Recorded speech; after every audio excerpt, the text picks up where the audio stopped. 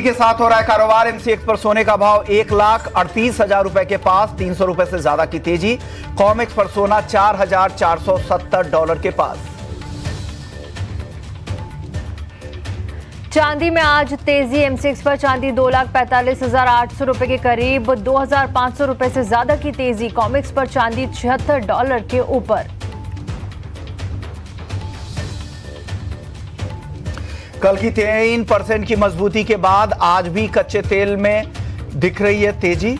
Brent crude का भाव $62 के करीब। एमसीएक्स पर भाव 5,250 रुपए के पास।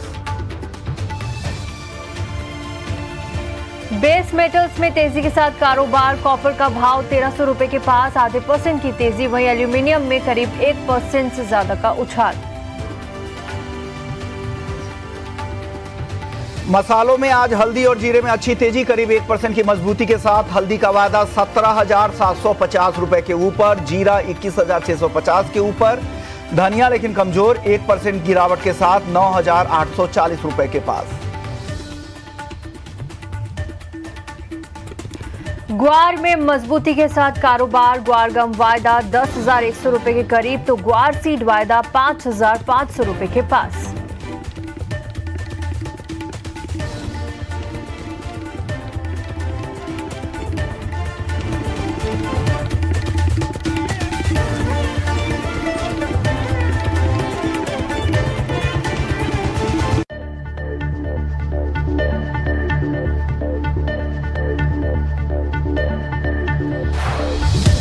सोने और चांदी के साथ धर्मेश जी, कल की गिरावट क्यों आई थी, आप बताइए। आपके इनसाइट्स क्या कहते हैं कल की गिरावट के पीछे के?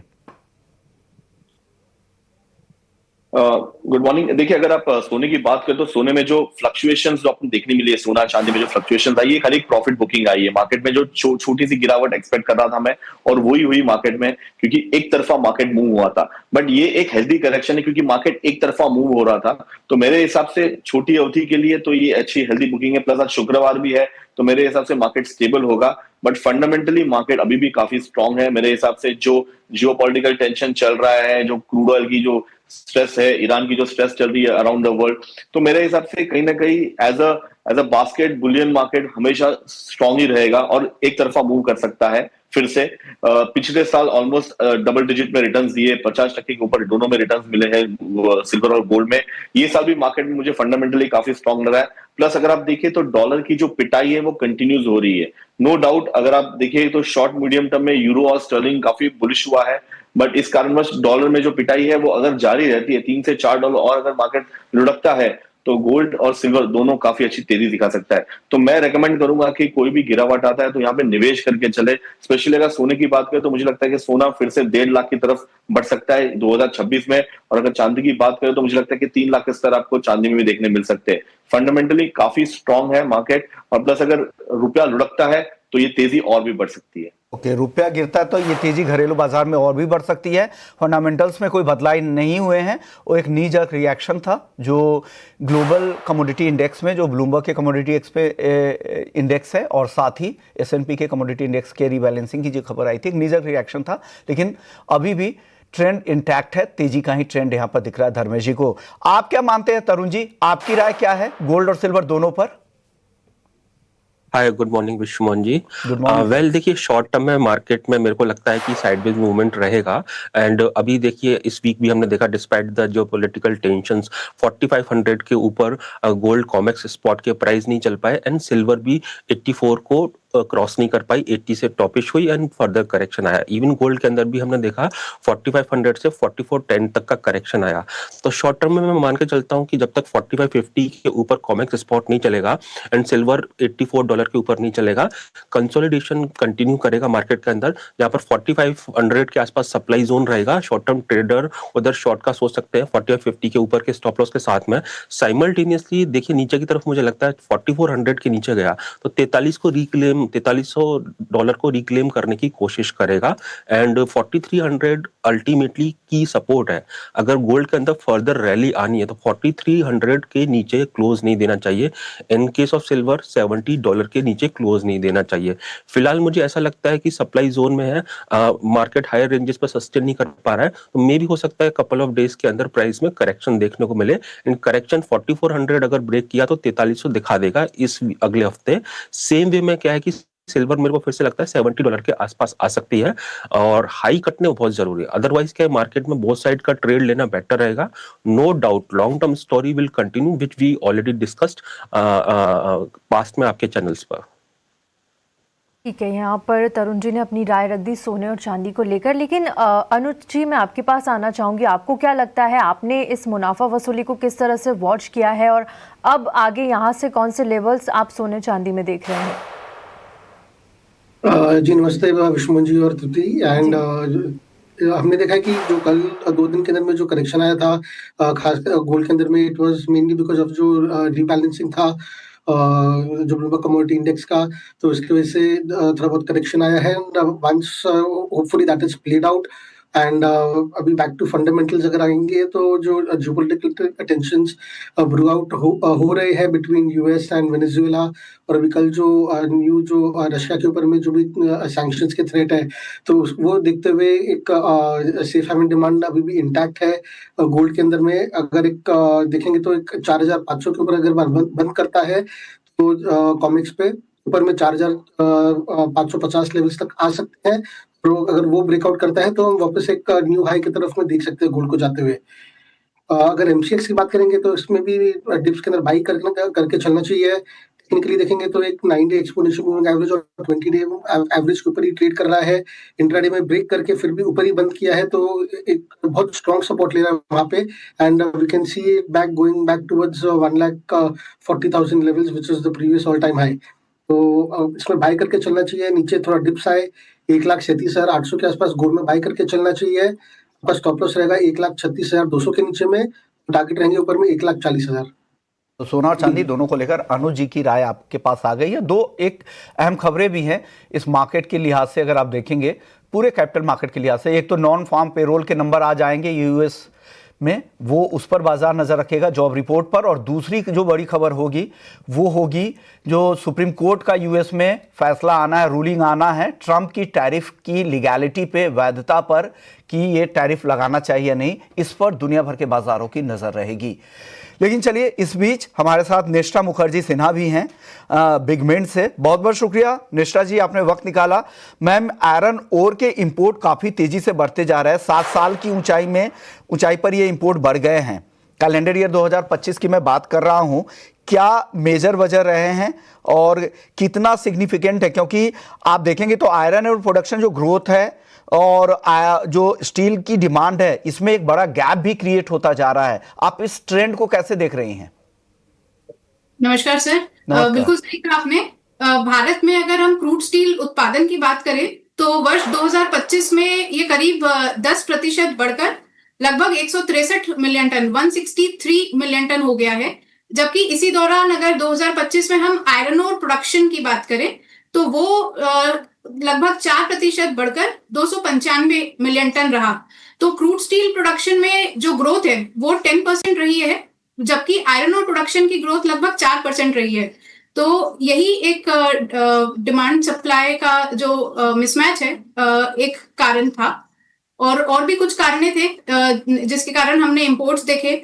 उसमें हाई ग्रेड ओर की अवेलेबिलिटी की टाइटनेस थी और माइंस की ऑपरेशनलाइजेशन में जो देरी हुई उसके कारण भी इंपोर्ट्स के वॉल्यूम 7 साल के हाईएस्ट लेवल पे दिखे हमको 2025 में।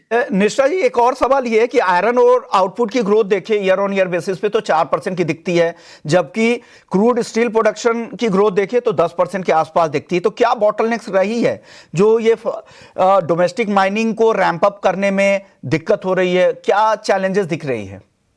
जी, वित्तीय वर्ष की शुरुआत में अगर हम देखें तो ज्यादा स्टॉक और सेक्टर में जो कमजोरी थी, स्टील सेक्टर में कमजोरी थी, उसके चलते आयरन और उसके डिमांड में भी काफी नरमी देखी गई थी। इसके अलावा लंबे समय तक हमें मॉनसून्स जो देखने को मिले और उड़ीसा में कुछ खदानें जो सरेंडर हो गई, उनके चलते भी domestic iron ore production impacted था। शुक्रिया निष्ठा जी, आपने वक्त निकाला और हमारे दर्शकों को आयरन इंपोर्ट मार्केट का पूरा आउटलुक समझा दिया। तो आयरन रोड इंपोर्ट 7 साल की ऊंचाई पर देश में पहुंच चुके हैं और यहां पर घरेलू कंपनियां हैं जो अपने प्रोडक्शन को रैंप अप करने के लिए यहां पर लगातार इंपोर्ट पर उनका फोकस बढ़ा है और भारत में 4 साल बाद पैलेट्स इंपोर्ट वापस से शुरू हो गए हैं। और उत्पादन देखें तो यहाँ पर कीमतें अगर देखें तो सप्लाई घटने से भारत में कीमतें तो मजबूत है, लेकिन ग्लोबल कीमतों में यहाँ पर गिरावट देखने को मिल रही है। क्रूड की बात कर लेते हैं। कच्चे तेल में कल 3% की तेजी दिखी थी। घरेलू बाजार में आज भी तेजी है, इंटरनेशनल मार्केट में स्थिरता थोड़ी दिख रही है। आप बताइए धर्मेश जी, क्या लग रहा है? और साथ साथ ये भी बताइए, ट्रंप के जो 500% जो रूस पर टैरिफ का ऐलान किया और जो भी देश जो रशियन क्रूड के इंपोर्ट करेंगे उस पर भी इस तरह के टैरिफ की बात कर रहे हैं, क्या हो सकता है इसका क्रूड ऑयल मार्केट पर असर? देखिए, जो जियोपॉलिटिकल टेंशन है, डेफिनेटली टैरिफ की जो बात चल रही है उस कारणवश अगर देखें तो मार्केट में इतनी हलचल नहीं हुई, नहीं तो रुपया अब तक 95-96 हो गया होता अगर ये प्रेशर आ गया होता तो। बट मेरे हिसाब से अभी भी ये जो जुगलबंदी है वो चलती रहेगी। देखो, अगर वेनेजुएला से भी अगर तेल लेना है तो जो कॉस्ट ऑफ कैरी है वहां से यहाँ तक लाने का कॉस्ट काफी हाई है। तो मेरे हिसाब से जो नियर बाय कंट्री है वहां से अगर सस्ता अगर तेल मिलता है तो सऊदी अरेबिया, जो ओपेक कंट्रीज है, ईरान है, यहाँ से अगर इंडिया तेल लेता है तो उन्हें सस्ता पड़ता है। तो मेरे हिसाब से ये ज्योग्राफिकली फिजिबल नहीं है आपको वहां से तेल लाके यहाँ पे रिफाइन करके फिर यहाँ पे बेचने का। तो मेरे हिसाब से अभी भी इसमें नेगोशिएशन होना चाहिए। रही बात रशिया से, क्योंकि जो रशिया सस्ते में ऑयल बेच रहा है और इस कारणवश इंडिया को काफी फायदे का सौदा है। और ये जो तेजी आई है ये मुझे लगता है कि तेजी आनी चाहिए, क्योंकि ओपेक और नॉन ओपेक अगर आप देखिए तो कभी भी अगर कच्चा तेल 60 के इर्द गिर्द आता है तो दोनों कंट्री में जो बाइंग कंट्री है और जो सेलिंग कंट्री वहां पे जुगलबंदी होनी स्टार्ट हो जाती है। अगर कच्चा तेल 70-80 डॉलर पे रहता है तो दोनों कंट्री स्टेबल रहेगी। देखो, जब भी अगर तेल में इतनी फ्लक्चुएशन होती है तो जो कंज्यूमिंग कंट्री होती है उनकी करेंसीज में काफी फ्लक्चुएशन देखने मिलता है। तो ये रही बात ब्रिक्स कंट्री की। तो मेरे हिसाब से अगर तेल यहां से अराउंड 70 डॉलर पे अगर टिका रहा और आगे चल के भी टिका रहा तो डेफिनेटली दोनों कंट्री को फायदा का सौदा रहेगा, स्पेशली जो प्रोड्यूसिंग कंट्री है और जो सेलर बाइंग कंट्री है। अगर आप देखिए लास्ट 2 साल से कच्चे तेल ने नेगेटिव रिटर्न दिया है, मार्केट काफी फ्लैटिश है, ना कोई तेजी आ रही है मार्केट में। प्लस अगर आप ओपेक की बात करें तो ओपेक अपने हाईएस्ट प्रोडक्शन पे है और इनफैक्ट अगर प्रोडक्शन कट करके अभी आज के तारीख में ऐसी स्थिति आई है कि वो ओपेक कंट्री कहती है कि भाई मैंडेटरी अगर हो सके तो आप अपना प्रोडक्शन कम कर दीजिए क्योंकि प्राइस को हमको स्टेबल करना है। तो आज की स्थिति ये है। बट ये जो जुगलबंदी हो रही है और जो जियोपॉलिटिकल टेंशंस हो रही है उस कारणवश मुझे लगता है कि सप्लाई में थोड़ी सी कंस्ट्रेंट आ सकती है। उस कारणवश आपको तेजी देखने मिल रही है। मैं एक्सपेक्ट करता हूँ कि तेजी फिर से आ सकती है और 5500 तक के लेवल्स आपको देखने मिल सकते हैं। अंतरराष्ट्रीय मार्केट की बात करें तो 62-65 डॉलर का जो लेवल है वहां पे मार्केट WTI रुकना चाहिए। तो बाई की कॉल रहेगी मेरी और मैं रेकमेंड करूंगा कि आप अभी भी फरवरी-मार्च कॉन्ट्रैक्ट में निवेश करके चले क्योंकि डाउनसाइड रिस्क काफी लिमिटेड है इसका। ठीक है, काफ़ी पॉजिटिव आउटलुक और फंडामेंटल्स आपने अच्छी तरीके से बता दिए। इंटरनेशनल मार्केट में भी अच्छे लेवल्स और घरेलू बाजार की बात करें तो 5500 तक के लेवल्स यहाँ पर आते हुए नजर आएंगे। निवेश की सलाह कच्चे तेल में धर्मेश जी की साइड से। तरुण जी, आपको क्या लगता है जिस तरह के जियोपॉलिटिकल कंसर्न्स यहाँ पर बन रहे हैं, अब कच्चा तेल यहाँ से आगे कौन सी चाल दिखाएगा? कौन से लेवल्स आप देख रहे हैं क्रूड में? देखिए, क्रूड के अंदर सस्टेनेबल रैली आनी है तो अल्टीमेटली मार्केट में से सप्लाई ऑफ होनी चाहिए। वेनेजुएला तकरीबन 1 million barrel per day pump करता है जो कि 1% ऑफ डिमांड है और ऑलरेडी देखिए ओपेक को छोड़ देते हैं, वो तो चाहेंगे एग्जैक्टली ऑयल के प्राइस हायर रहे हैं। IEA और EIA एजेंसी है, उनका मानना है कि तकरीबन 3.8 से 4 मिलियन बैरल पर डे का सप्लाई गलत रहेगा। सो अल्टीमेटली इस दिशा में जब तक कि सप्लाई साइड नहीं कम होगी, प्राइस में रैली जब भी आएगी वो सस्टेन नहीं कर पाएगी and this is what exactly happening. And ultimately अब ओपेक को इंटरवीन करना पड़ेगा टू सपोर्ट द प्राइसेस। जब तक वो कट अनाउंस नहीं करेंगे तब तक एग्जैक्टली प्राइस के अंदर रैली देखने को नहीं मिलेगी। यही कारण है कि हम देख रहे हैं कि 2-3 मंथ्स के अंदर प्राइस में जब भी स्पाइक आती है वो ऑफ लेट $55 के आसपास आ जाते हैं। फॉर सम टाइम नाउ मुझे ऐसा लगता है 55 से $62 के बीच में प्राइस एक्टिविटी होनी चाहिए। बहुत सारी मार्केट में नॉइस है जिसकी वजह से हम ऑलरेडी सपोर्ट आते हुए देख रहे हैं। तो मे बी अगर रैली भी आएगी तो $60-62 तक आएगी। पाएगी जब तक कि एग्जैक्टली सप्लाई रिडक्शन नहीं होगा मार्केट से, उसके ऊपर प्राइस चल नहीं पाएंगे। साइमल्टेनियसली हमने देखा है कि $55 पे काफी अच्छा बेस बनाया हुआ है, अगर उसके नीचे प्राइस फिसले तो $50 तक आने की संभावना हो जाती है। वो फिर ओपेक की नींदें खराब कर देगी, उनको फिर इंटरवीन करना ही पड़ेगा, क्योंकि अल्टीमेटली ओपेक कंट्रीज की जो इकोनॉमी है वो ऑयल से ही चलती है। इंडियन मार्केट की मैं अगर बात करता हूं तो 5000 से 5500 का रेंज है। 5500 हार्ड नट टू क्रैक है, जब तक उसके ऊपर नहीं चलेंगे कोई एक तरफा तेजी आने के आसार नजर नहीं आते हमको। और I think to reap the benefit, जब जब प्राइस 5050 और 5100 के आसपास आए तो लॉन्ग किया जा सकता है 4950 के नीचे के स्टॉप लॉस के साथ में। Simultaneously as and when it comes to 5400 to 5450 short भी किया जा सकता है 5550 के स्टॉप लॉस के साथ। ₹500 का रेंज है, लोअर रेंज पे बाय, हायर रेंज पे सेल करना बेनिफिशियल रहेगा। और मार्केट में इतना कुछ जियोपॉलिटिकल टेंशंस है, उसके बाद में भी प्राइस नहीं बढ़ पा रहे हैं, तो मतलब क्लियर है अल्टीमेटली मार्केट में सप्लाई बहुत ज्यादा है, कम होगी तो प्राइस भागेंगे, अदरवाइज नॉट। बिल्कुल बिल्कुल। तो यहाँ पर जब जब नीचे जाए तो आपको खरीदारी की सलाह है और ऊपर जाने पर बिकवाली की राय भी यहाँ पर तरुण जी सुझा रहे हैं। अनुज जी, आप किस तरह से इस वक्त कच्चे तेल की चाल को देख रहे हैं, फटाफट से लेवल्स भी बता दीजिएगा। जी, मैं धर्मेश जी और तरुण जी के साथ भी अग्री करता हूँ। अभी जो जियोपॉलिटिकल टेंशन चल रही है उसकी वजह से हमने देखा है कि एक शार्प पुल बैक किया था। अगर हम इन्वेंट्रीज की बात करेंगे तो हमने देखा है कि जो ड्रॉ डाउन हुआ है तो वो it was larger than expected, जो 3.8 मिलियन बैरल का था। तो उसकी वजह से भी हमने देखा है कि एक उछाल आई है क्रूड ऑयल प्राइसेस के अंदर में। लेकिन ओवरऑल ग्लोबल सप्लाई जो सिनेरियो है, अभी भी सप्लाई ग्लट है अच्छा। तो वो देखते हुए हम देखते हैं कि एक अपसाइड जो है बहुत ज्यादा बुलिश नहीं रहेगा, लेकिन शॉर्ट टर्म के अंदर में एक तेजी देखी जा सकती है ऊपर में $60 से $62। अगर एमसीएक्स की बात करेंगे इंट्राडे लेवल्स की, तो एक नीचे अगर थोड़ा डिप्स है तो बाई करके चलना चाहिए। 5225 के लेवल्स के आसपास में बाई कर सकते हैं। आपका स्टॉप लॉस रहेगा 5180 के नीचे में, और टारगेट रहेंगे ऊपर में 5300 के। बिल्कुल। तो यहाँ पर दोनों ही लेवल्स सुझा दिए, शॉर्ट टर्म के लिए बाय रिकमेंड दी है। 5300 के टारगेट के लिए आप बने रहिए, 5180 का कैसे लगाना होगा और खरीदारी की राय। चलिए, इसी के साथ वक्त एक छोटे से ब्रेक का, ब्रेक के बाद जल्द लौटेंगे और क्या कैशू को लेकर एक एक्सक्लूसिव जानकारी है वो भी आपको बताएंगे, और उस पर हमारे लेते हैं कैशू की। कैशू इंडस्ट्री को लेकर चिंताएं यहाँ पर यह है कि रुपए की कमजोरी की वजह से यहाँ जो प्रोसेसर्स है काजू के, उनको काफ़ी दिक्कतें हो रही हैं, और जो एक्सपोर्टर्स हैं उनको सपोर्ट मिल रहा है क्योंकि उनके जो कमाई है वो डॉलर में आ रही है। तो एक्सपोर्टर्स के लिए तो फ़ायदा है, लेकिन प्रोसेसिंग इंडस्ट्री इसलिए परेशान है क्योंकि उनको उनकी निर्भरता इंपोर्ट पर काफ़ी ज़्यादा है। इस पर बातचीत करने के लिए रजत कामत जी हैं, डायरेक्टर हैं वोलास एग्रो प्राइवेट लिमिटेड के। रजत जी, बहुत बहुत शुक्रिया। आप कैशू के बड़े कारोबारी हैं सर, क्या चैलेंजेस आप लोगों के लिए मौजूदा माहौल में दिख रहे हैं? नमस्कार सभी दर्शकों को। अगर काजू के बारे में बताएं तो इसमें 3-4 फैक्टर्स है जो हमें देखना पड़ेगा रुझान देखने के लिए। अगर नटशल में बताऊं तो जो वेस्टर्न अफ्रीका का सीजन था जुलाई में जो खत्म हुआ, फरवरी से जुलाई तक जो होता है पिछले साल, उसमें अगर $1550 का एवरेज अगर हमारा परचेस प्राइस रहा है, तो अभी जो रिसेंटली नवंबर दिसंबर जैन में जो तंजानिया का सीजन खत्म हुआ है उसमें $1650 का रेट निकला है परचेस का रॉ कैशनट का। तो ये $100 का इंक्रीज है रॉ कैशनट के प्राइस में। उसके ऊपर तब का उस सीजन में 84-85 रुपीस में जो हमने डॉलर का देखा था कन्वर्शन रेट, अभी वो $90 तक पहुंच गया है। तो ओवरऑल हमारा जो परचेस प्राइस है रॉ कैशनट का वो 10% तक का इंक्रीज हुआ है पिछले सीजन का जो जुलाई में खत्म हुआ था और अब तक।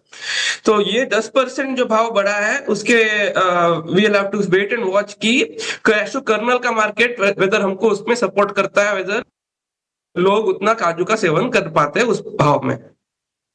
रजत जी, एक और चीज है कि अफ्रीका और वियतनाम से जो काजू है उसका इलीगल तौर पर भी यहां पर इंपोर्ट होना शुरू हो चुका है, क्योंकि 25 से 30% इंपोर्ट ड्यूटी काफी होती है, उसके बचाने के चक्कर में इस तरह के अवैध इंपोर्ट भी हो रहे हैं। क्या इस फ्रंट पर भी कोई जानकारी है क्या रजत जी आपके पास? बिल्कुल। भारत सरकार ने भारत के प्रोसेसर्स को सपोर्ट करने के लिए भारत में कैशू कर्नल के इंपोर्ट पे रिस्ट्रिक्शन लगाए हुए हैं। इसीलिए आज के दिन में भारत से एक्सपोर्ट कम होता है कैशू कर्नल का, और भारत में ज्यादा कंज्यूम हो रहा है। और जो भारत में कैशू का कंजम्पशन है और हमारा रियलाइजेशन है वो एक्सपोर्ट से बहुत ज्यादा है। इसीलिए ये जो डॉलर का जो घटना है उसका हम इतना फायदा नहीं उठा पा रहे हैं, क्योंकि भारत में कैशू कर्नल का रियलाइजेशन ज्यादा है। पर वियतनाम से और अफ्रीका से जो इलीगल कैशू का इंपोर्ट हो रहा है रॉन्ग डिक्लेरेशन से, उससे हमारा मार्जिन्स को फर्दर हिट हो रहा है। एंड ये